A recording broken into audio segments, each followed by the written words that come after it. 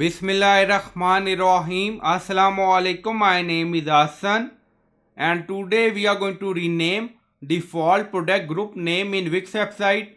Before starting work, it's my request, please subscribe my channel. Thank you. Now back to our work.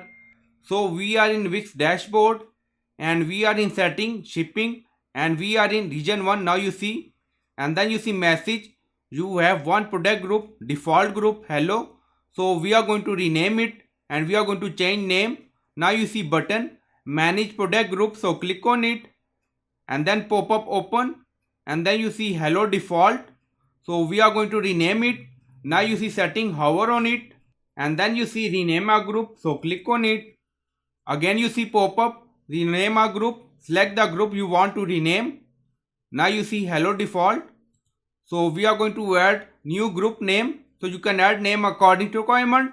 So we added name Wix store. Now you see save button, so click on it.